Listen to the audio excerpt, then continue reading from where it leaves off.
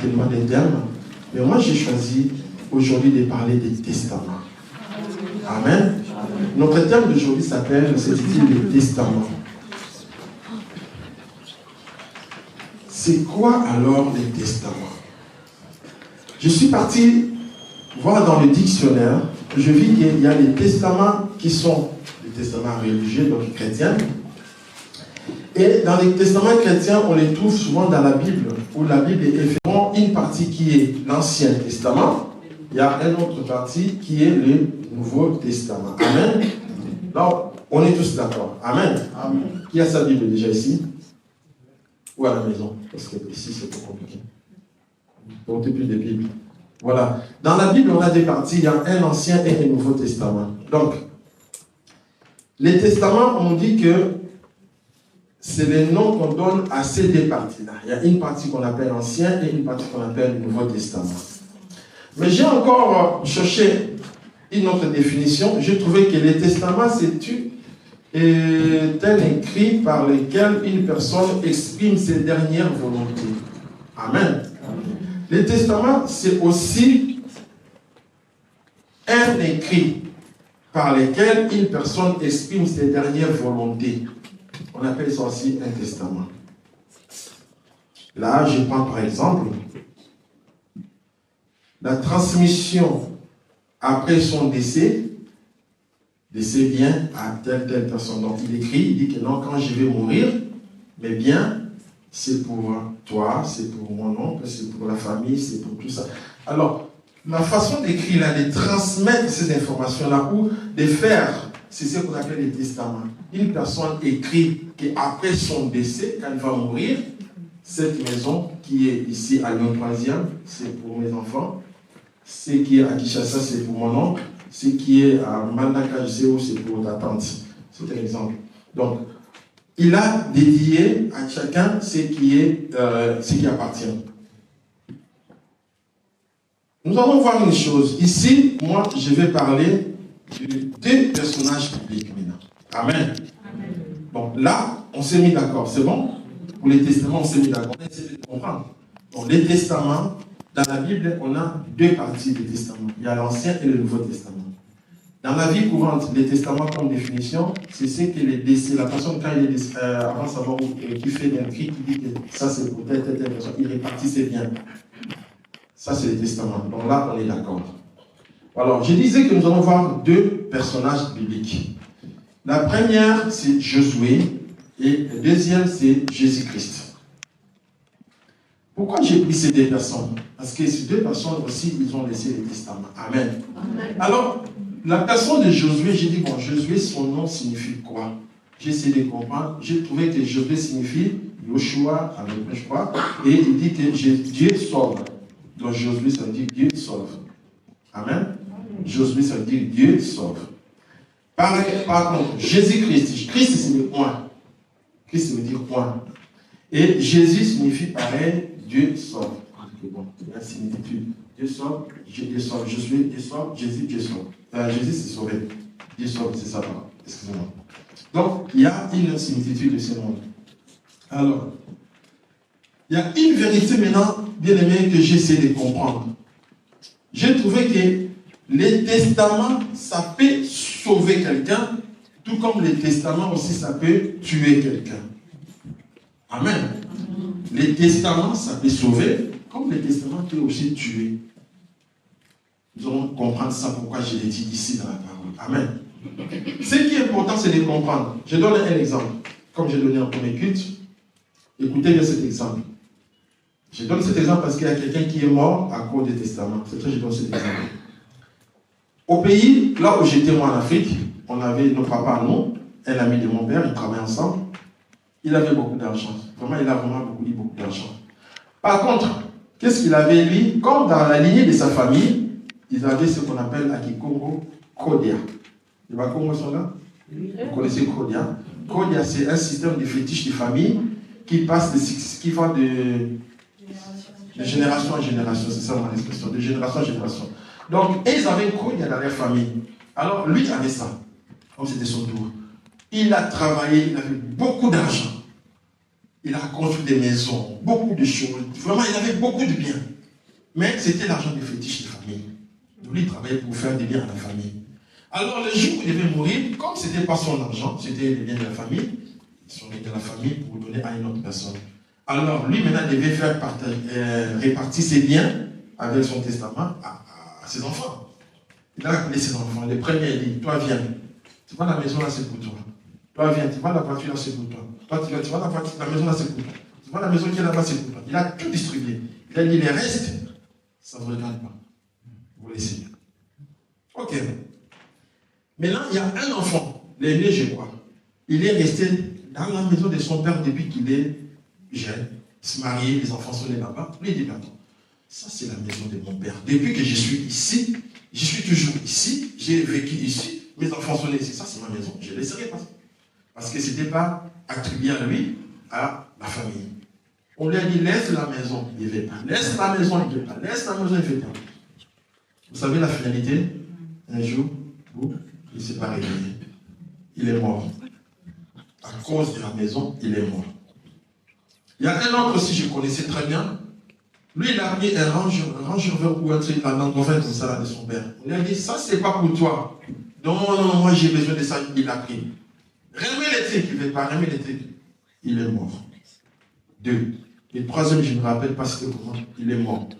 Et la maman, quand il a vu mon frère, qui était parti au bed une fois, il a dit vraiment, il appelle mon grand frère, il dit, écoute, mon père là, je ne sais pas quoi. Si j'ai perdu 3 enfants au même moment, des grands garçons. Vous comprenez ce que je dis? Ils sont morts, 3. Pourquoi? Parce que ils ont touché à ce qui n'était pas à eux, ils ont fait la tête dure, ils sont morts. Je vous dis, ils sont morts, ils sont partis. Bref, je voulais dire quoi par là? Que les testaments aussi, si ce n'est pas un bon testament, ça peut tuer aussi. Amen. Moi, dans ma famille, mon père nous a laissé un testament. Moi. Il a dit, ça c'est pour vous, ça c'est pour les enfants du 2e bureau, ça c'est les enfants du 3e bureau. Et c'était comme ça, la suite, je m'arrête là, et c'était comme ça. Alors, qu'est-ce qui nous a sauvés? Quand mon père est décédé, ma soeur qui gardait le testament, elle a sorti le testament. Bon, en fait, il n'avait pas sorti, mais on savait déjà. Et non, la maison X c'est pour nous. La maison là, c'est pour nos frères aînés. La maison là, c'est pour nos petits frères. Et ça n'a pas causé des problèmes. Amen. Qu'est-ce que je vais vous dire? Que les testaments, peut-être on néglige des choses aussi, les chrétiens. Les chrétiens, des fois, on néglige des choses. Mais attends, après ta mort, on ne fait pas que la famille se divise.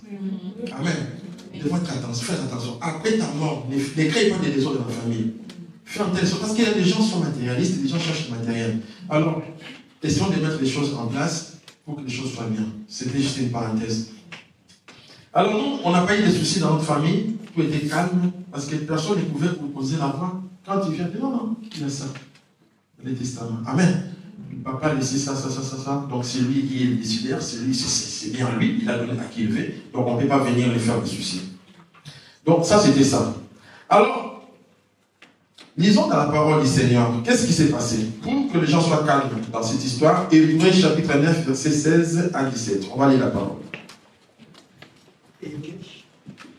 Hébreux chapitre 9, verset 16 à 17. Car là où il y a un testament, il est nécessaire que la mort du testataire soit constatée. Un testament, en effet, n'est valable qu'en cas de mort, puisqu'il n'a aucune force tant que le testataire vit. Amen. On peut prendre place. On dit que là où il y a un testament, pour que le testament puisse avoir de la valeur, il faut que les testataires puissent mourir. Amen. Si je fais mon testament et que je suis encore vivant, si les enfants commencent à réclamer, là ils vont dire qu'ils sont des sorciers. Mais vous voulez ma mort pour récupérer mes biens? Vous comprenez? Donc le testament a de la valeur quand les testataires meurent. Et nous savons que qui a fait les testaments que nous avons? Nous avons ces testaments, le nouveau dans ces testaments. Mais dans ces testaments ici, pour que cela puisse avoir son impact, il a fallu que le Christ puisse mourir. Pour que ces testaments puissent avoir de la puissance. Amen. Donc Christ, il est parti, il est mort, et il nous a laissé ces testaments. Alors nous allons découvrir maintenant qu'est-ce qui est dedans. Amen. C'est pour ça que j'ai utilisé le testament au pluriel. Il y a l'Ancien et le Nouveau Testament. C'est pour nous. Alors, qu'est-ce que laissent les testateurs? il laisse quelque chose, on appelle l'héritage. Amen. Qu'est-ce qu'il nous laisse de l'héritage? L'héritage est le patrimoine qu'une personne laisse à son décès. Donc, il concerne tout type d'objet. L'héritage peut être aussi l'héritage culturel, je ne sais pas, l'héritage patrimonial, immobilier, tout comme ça. Donc, tout ce qui peut vous laisser, c'est ça votre héritage. Amen. Donc, l'héritage, c'est quelque chose que, c'est le patrimoine qu'on nous laisse, que la personne laisse après son décès. Ça, on connaît bien. Je rentre pour dire une chose par rapport maintenant à quelqu'un qui a laissé une parole qui est aussi puissante qui m'a touché. Vous savez c'est qui? Je parle de Joseph. Joseph, il a fait une chose qui m'a vraiment beaucoup troublé. Quand je lisais ça, je dis, mais c'est quoi cette histoire? Joseph est parti de l'Égypte. On l'a vendu, vous connaissez l'histoire. Il se retrouve en Égypte. Il est parti par du Canaan. Il se retrouve en Égypte. Quand il est en Égypte là-bas, Dieu fait grâce, il devient un jour une personne vraiment de l'importance en Égypte. Il est devenu gouverneur, je crois. Il a trouvé moins de la place. Il a travaillé, il a fait venir ses frères. Je ne vais pas rentrer dans les détails des histoires, vous connaissez. Je pense que vous lisez la Bible. Amen. Je ne dis pas tous les détails, des points X. Non. Je dis seulement, il est rentré, il est en Égypte, il devient quelqu'un. Quand il est en Égypte, il travaille. La famille arrive. Ses frères sont venus pour acheter. Un jour, il dit, allez chercher mes parents. Tout le monde est venu chez eux en Égypte, chez lui. Ils sont en Égypte. Écoutez, un jour, Joseph, il meurt parce qu'il est devenu vieux, l'âge de mourir est arrivé. Il est parti.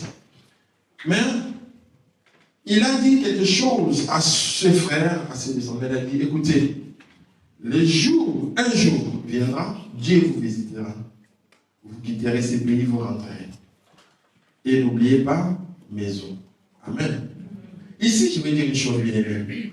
Joseph, quand il a dit cette parole, et quand cette parole s'est réalisée, il y a eu un temps.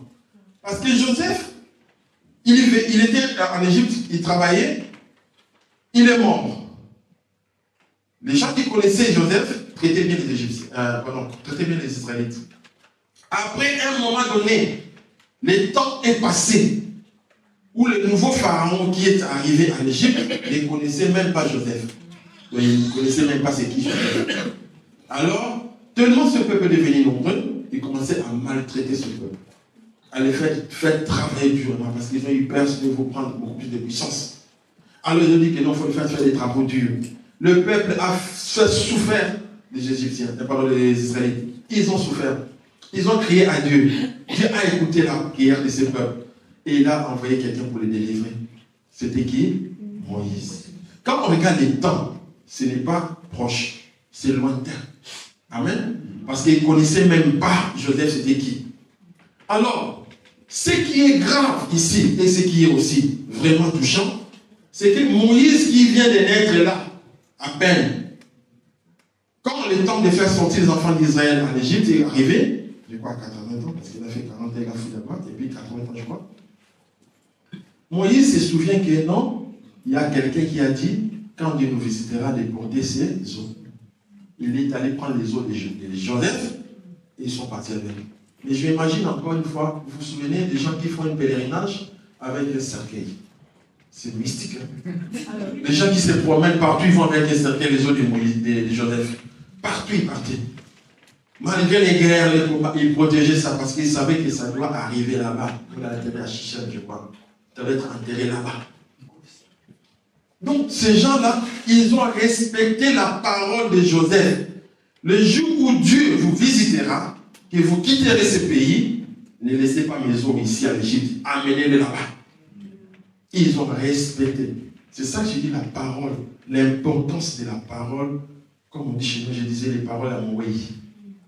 Tu vois, des fois on néglige des choses. Mais il a dit, amenez-moi là-bas, chez nous. Donc ça c'était pour dire quoi? Il y a quelqu'un qui connaissait la valeur de ces choses. Amen.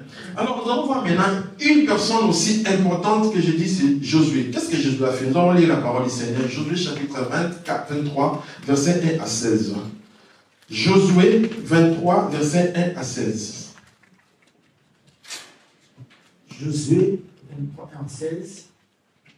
Depuis longtemps, l'Éternel a fait donner du repos à Israël en les délivrant de tous les ennemis qui l'entouraient. Je suis été vieux, avancé en âge. Alors, Josué convoqua tout Israël, ses anciens, ses chefs, ses juges, ses officiers, et leur dit: je suis vieux, je suis avancé en âge.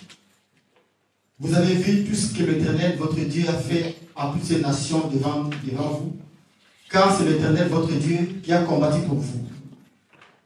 Voyez, je vous ai donné en héritage par les sorts, selon vos tribus, ces nations qui sont restées à partir du Jourdain et toutes les nations que j'ai exterminées jusqu'à la grande mer, vers les soleils couchants.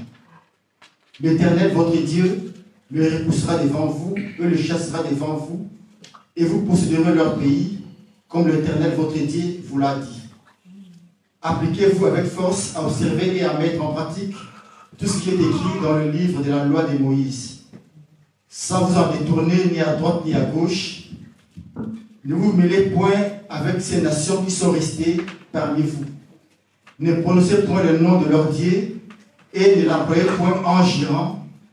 Ne le servez point et ne vous prosternez point devant eux. Mais attachez-vous à l'Éternel, votre Dieu, comme vous l'avez fait jusqu'à ces jours. L'Éternel a chassé devant vous les nations grandes et puissantes, et personne jusqu'à ces jours n'a pu vous résister. Un seul d'entre vous en poursuivant 1000, car l'Éternel, votre Dieu, combattait pour vous, comme il vous l'a dit. Veillez donc attentivement sur vos âmes, afin d'aimer l'Éternel, votre Dieu. Si vous vous détournez et que vous vous attachez au reste de ces nations qui sont demeurées parmi vous, si vous vous unissez avec elles par des mariages, et si vous formez ensemble des relations, soyez certains que l'Éternel, votre Dieu, ne continuera pas à chasser ces nations devant vous, mais elles seront pour vous un filet et un piège, un fouet dans vos côtes et des épines dans vos yeux, jusqu'à ce que vous ayez péri du dessus ces bons pays que l'Éternel, votre Dieu, vous a donné. Voici, je m'en vais maintenant par le chemin de toute la terre. Reconnaissez de tout votre cœur et de toute votre âme qu'aucune de toutes ces bonnes paroles prononcées sur vous par l'Éternel, votre Dieu, ne restez sans effet. Et comme toutes ces bonnes paroles que l'Éternel, votre Dieu, vous avez dites, se sont accomplies pour vous, de même l'Éternel accomplira sur vous toutes ces paroles mauvaises, jusqu'à ce qu'il vous ait détruit de dessus ces bons pays que l'Éternel, votre Dieu, vous a donnés. 16.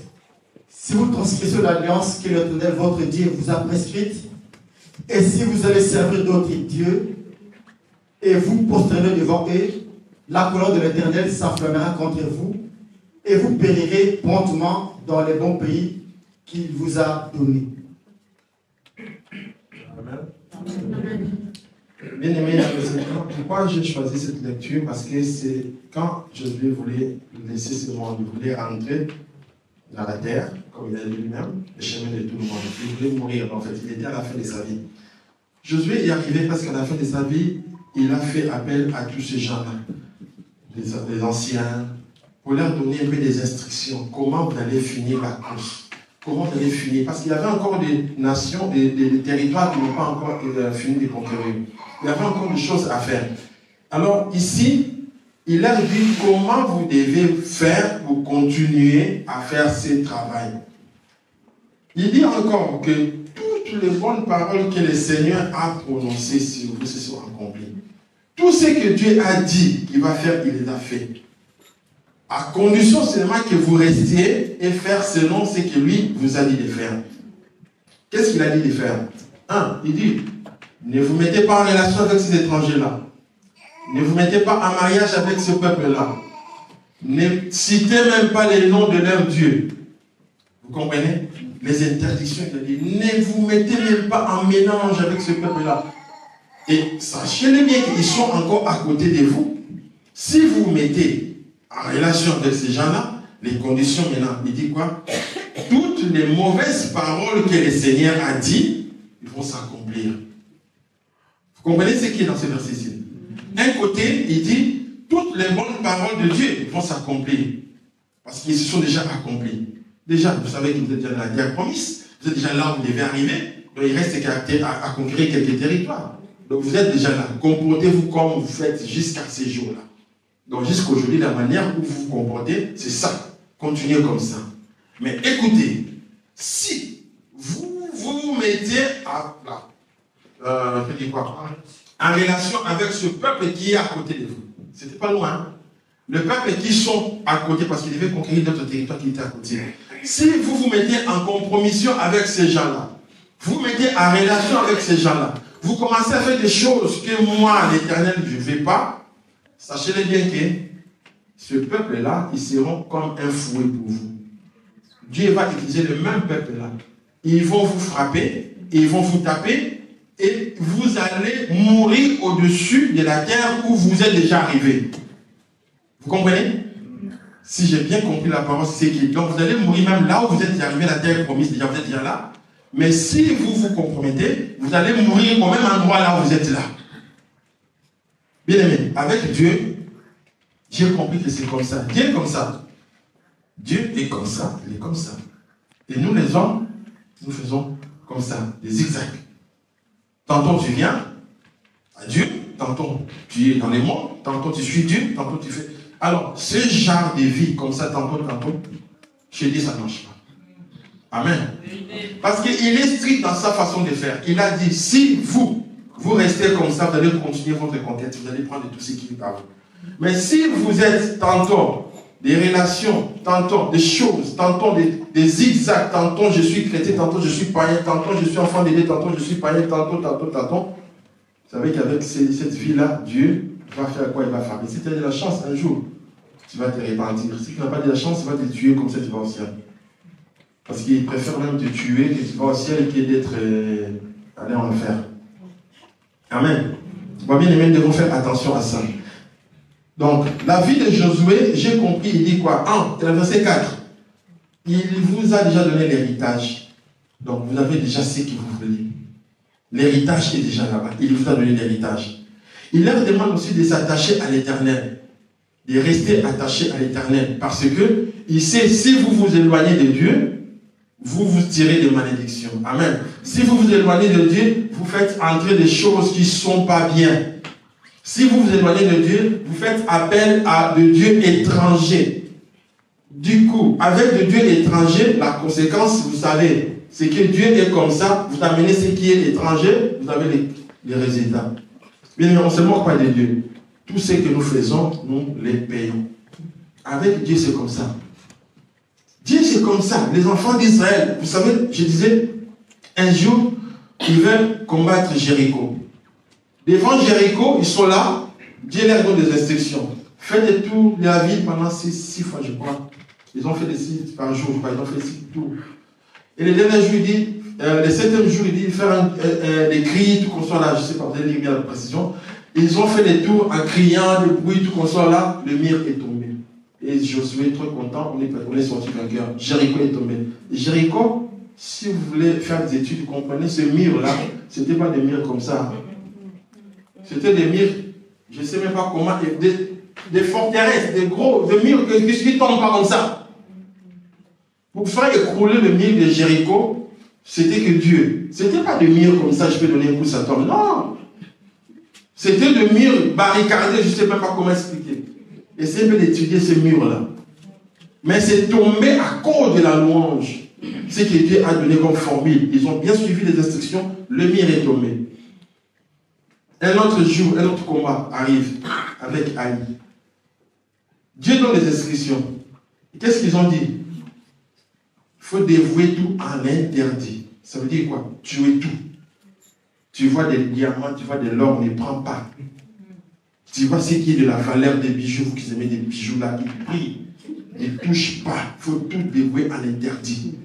Des veaux gras, des belles vestes, ne touche pas. C'est pas toi. Il faut tout brûler. La tentation. Et devant les combats, ils sont là, ils font les combats, papa. Il y a quelqu'un qui a trouvé quelque chose de lui. C'était une veste, je crois, je ne me rappelle pas. Akan, il a caché. Il a volé, il a caché. Et il croyait que Dieu n'a pas vu. Dieu a vu que toi, tu as caché. Alors, allez au combat avec un caché. On les a frappés par un petit pays. Les enfants d'Israël ont fui devant un petit pays. Josué s'est dit, mais qu'est-ce qui se passe? Bon, il y a quelque chose qui ne va pas. Parce que lui connaissait les principes. Amen. Il y a quelque chose qui ne va pas. On ne peut pas tomber des fêtes comme ça. C'est pas possible. Il a essayé de convoquer tout le monde pour demander alors qui a péché. Il a cherché la face de Dieu. Et on a trouvé que c'était Achan qui a péché, qui a volé, ce qui était dévoué à l'interdit. Amen. Bien aimé, qu'est-ce que je veux dire ici? Dieu, dans sa façon de faire, Dieu est comme ça. Dieu est comme ça, il est comme ça, il est droit. Tu es avec moi dans la droiture comme je le suis, on y va. Tu viens avec moi avec des zigzags, tu auras des... Même pas des zigzags. Tu auras des conséquences, tu vas payer. Lui, c'est Dieu. C'est pas toi qui vas dire que non, bon, Dieu, comprends seulement. Moi, je suis faible, non? Oui, pas tu es faible, mais lui, il reste Dieu. Amen. Nous devons mettre les sérieux. Dieu reste Dieu. Lui, il n'a pas question. Il connaît qu'on est faible. Il connaît bien. Il connaît nos faiblesses. Il connaît bien. Mais il ne fait pas ça que l'occasion de dire, bah, voilà, Dieu, tu sais, moi, je suis faible. Non. Dieu va, oui, dans ma faiblesse, oui, mais il va te frapper, il va payer les conséquences de ta faiblesse. Amen. Bien aimé, c'est vous dire, hein, les salaires du péché, c'est la mort. Vérité. Je pêche, Dieu, je suis faible. Oui, je vais attraper la maladie parce que je suis faible. Je vais payer, je vais mourir à cause des maladies parce que j'ai péché, j'étais faible. Amen. Je ne peux pas me présenter ma faiblesse comme si, Dieu, mes excuses, je suis faible. Amen, vous me suivez? Vous comprenez ce que je veux dire? Dieu, je ne peux pas présenter mes excuses devant Dieu. Seigneur, parce que c'est des méthodes. Non, Pierre, j'ai pas d'argent. Non, des excuses devant Dieu, tu auras des conséquences. Il va te comprendre, mais tu vas payer. Parce que lui ne va pas se compromettre parce que je n'avais pas l'argent. Bon, je ne comprends pas même. Tu vas payer. Dieu est comme ça. C'est pour cela ce peuple. Malgré qu'il était en combat avec Dieu, il était en conquête avec Dieu, ils ont fait quelque chose, ils ont payé. On les a frappés dans un petit pays, ils ont frappé. Vous voulez dire que notre Dieu reste Dieu. Amen. Amen. Donc ça, c'était juste pour nous faire un peu une compréhension dans ce sens-là. Alors, verset 11. Il dit, veillez donc attentivement, je disais comme ça, veillez attentivement à votre âme. Il demande aussi d'être attentif, donc de prendre soin de son âme, de votre âme. Il faut vraiment en tenir compte. Parce que la Bible dit, l'âme qui pêche, c'est celle qui mourra. Quand tu vis ta vie là, il ne faut pas vivre ta vie comme ci, comme cela, comme je viens de le dire maintenant. Il faut savoir que mon âme devant Dieu a de la valeur. Amen. Je ne peux pas me présenter toujours genre, voilà, comme je dis, faible. Non, non, non, non. Essaie de travailler ton âme. Là où les sentiments sont assis, là où tu es toi. C'est là, l'âme, c'est l'âme, l'âme, c'est toi. Comprenez? L'âme, c'est toi, les sièges de tes sentiments, de tes émotions, de tout toi. C'est l'âme. C'est là où tu as de la joie, c'est l'âme. C'est là où tu pleures, c'est l'âme. C'est là où tu veux, c'est l'âme. Ce qui dirige le corps, je veux dire. Et ton esprit qui est au-dessus de tout. Donc, si tu veilles sur ton âme, comme Jésus a dit ici, veillez sur votre âme. Afin que vous n'ayez pas des excuses à donner à Dieu tout le temps. Versets 13 et 16. Comme je disais, Dieu a accompli tout ce qu'il a dit. Donc, si il dit des bonnes choses, il va les accomplir. Les mauvaises choses, si tu te comportes mal, il va aussi les accomplir. Vous comprenez pourquoi Dieu donne toujours des choses? Tu fais du bien, tu as ça. Tu fais du mal, tu as ça. Il est comme ça. Dieu dit, tu obéis, tu as ça. Tu désobéis, tu as ça. Mais pourquoi j'ai dit que c'est le testament? Vous comprenez pourquoi maintenant j'ai donné mon terme de testament? Parce que dans les testaments, tu connais tes droits, non? Moi, mon père, quand il est mort, il m'a dit que mon Dieu est héritier.